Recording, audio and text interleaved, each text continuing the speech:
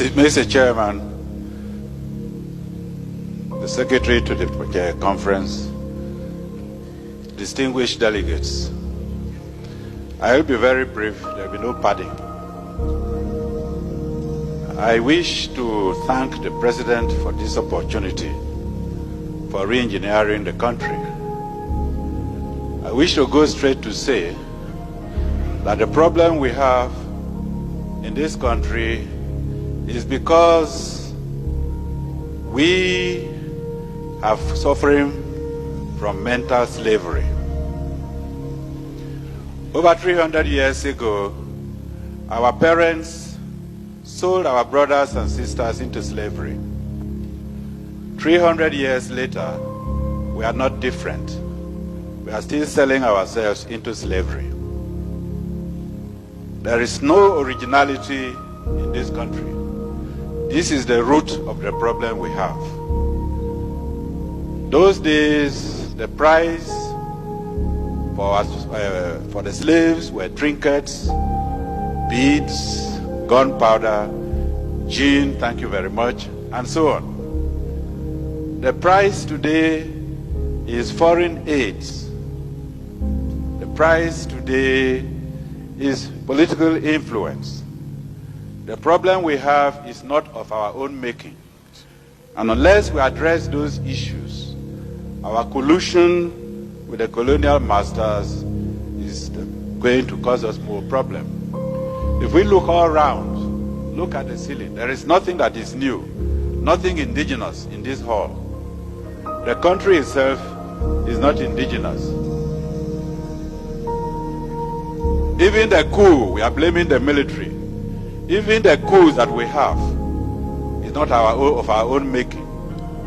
I believe there is the author of one of the books I have read in this conference who stated that the idea of a coup was first suggested in one of the military conferences they attended in America.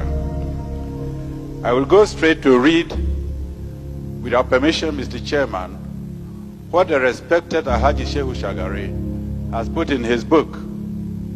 And I ask every member here to get that book, because I know most members here have the book written by Clinton, but they have not put the book, they have not bought the book written by Haji Shehu Shagari.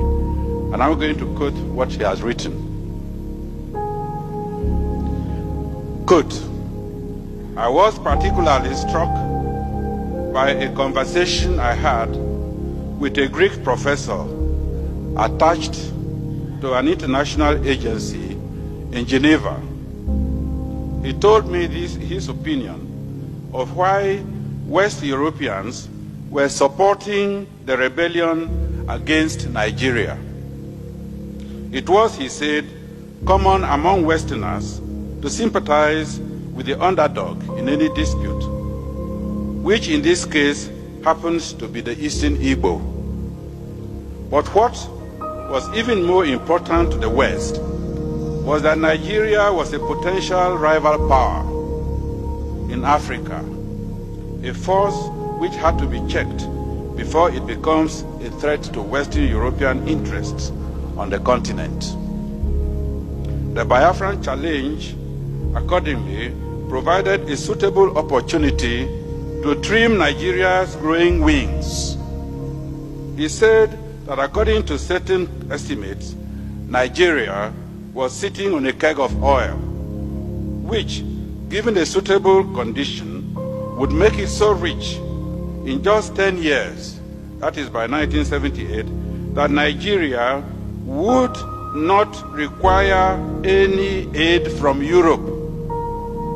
Indeed, Nigeria would be in a position to assist other African countries, especially the poorer ones, and thus undermine an important basis on which European influence was exercised over them. I underline that.